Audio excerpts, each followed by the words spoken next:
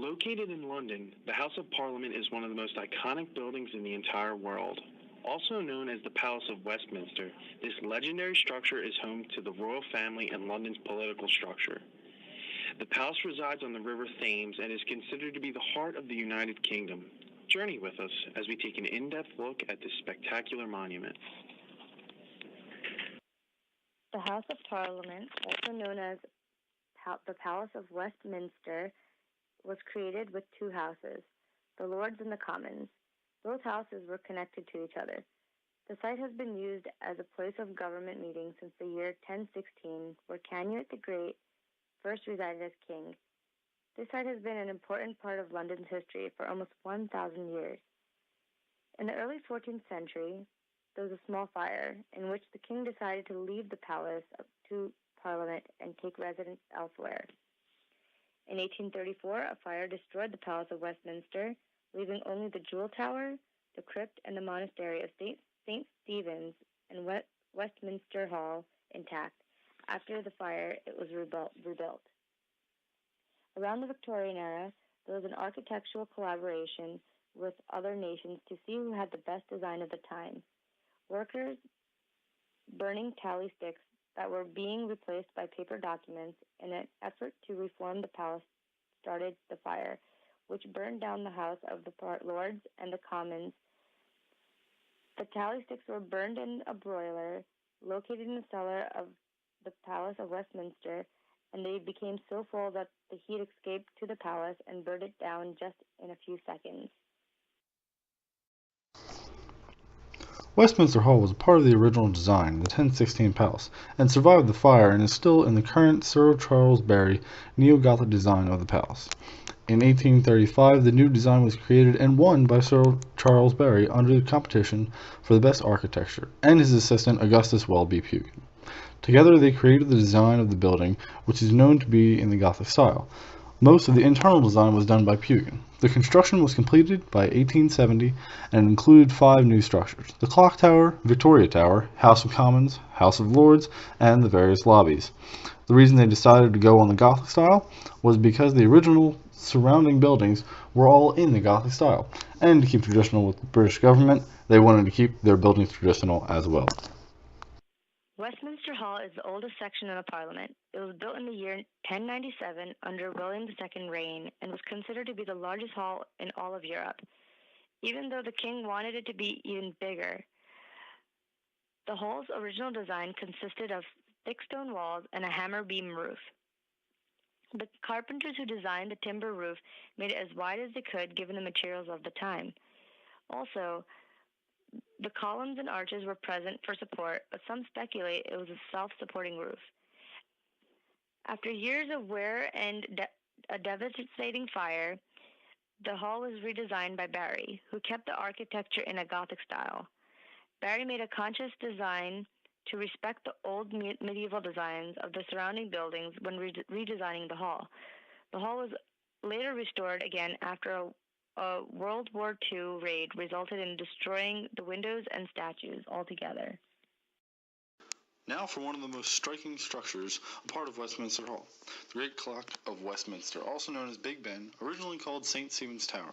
It soon became named after its largest bell, Big Ben. The clock tower became the best known feature of the new palace because it was so close to the Westminster Bridge and had a striking silhouette. Barry borrowed the idea from an overhanging clock from the Starsbrick Hall, which Pugin designed for a Catholic client. Pugin was also responsible for the figures on the face of the clock. On the opposite side of Big Ben, there is another tower, the Victoria Tower. The tower's prominent features of Barry design was a large square tower at the square west corner of the palace. Barry named it the King's Tower because it stood over the royal entrance to the Parliament. The tower was renamed the Victoria Tower after the Queen's consent. The Victoria Tower was originally built as a repository for its records since the Great Fire of 1834 destroyed the archives from the previous Parliament. The towers also served as a royal entrance for the Queen, with the entrance being wide enough for her coach to drive through during ceremonies. In 1858, it was considered to be the second tallest secular building in the entire world. From 1990 through 1994, the tower was restored. The fire and palace also inspired great artists of the time, J.M.W. Turner and Monet. The famous painter Claude Monet painted a series of paintings of the Houses of Parliament between the years 1900 and 1905.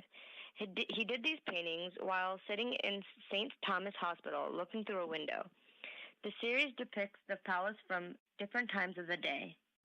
J.M.W. Turner was also inspired by the Westminster Palace, more so the fire that occurred there. He witnessed it himself upon the bank of the River Thames. He painted 2 separate pieces, with great detail added to the flames. The paintings were well received given their disturbing yet relevant subject matter. Located in the southern part of the Palace of Westminster, the House of the Lords measures 13.7 by 24.4 meters, or 45 by 80 feet. The benches, along with other furnishings in the Lord's side of the palace, are covered in red. Within the upper part of the chamber, stained glass windows are decorated to represent religion, chivalry, and law. The House of the Lords is the upper house within Parliament, and unlike the elected House of Commons, most new members of the House are appointed. It is independent from and complements the work of the elected House of Commons. The Lords share the task of making and shaping laws and checking and challenging the work of the government. The lower house of Parliament is the House of Commons, located at the northern end of the Palace of Westminster. After the Victorian Chamber had been destroyed during World War II in 1941, the Commons was rebuilt in a more austere fashion under the architect Giles Gilbert Scott. The chamber measures 14 by 20.7 meters, or 46 by 68 feet, and its benches and decorations are colored green. The House of the Commons is publicly elected by the United Kingdom public, who chooses 650 members of the House to debate political issues and proposals for new laws. Although the House of Commons does not officially elect the Prime Minister, the position of the parties in the House of Commons is of strong importance. By convention, it is the Prime Minister's duty to answer to and maintain the support of the House of Commons. However, the House of the Lords is most known to be where the Queen's speeches take place. The House of Parliament is a symbol of hope and nationalism for the United Kingdom. The House has a political and social reverence that resonates with the English community. Its rich history and brilliant architecture is what makes it a true wonder of the world and something to be valued, not just by England, but by the entire world. We hope that through this audio guide, we have educated you, but also inspired you to visit the house and see it with your own eyes. Thank you, and have a fantastic day.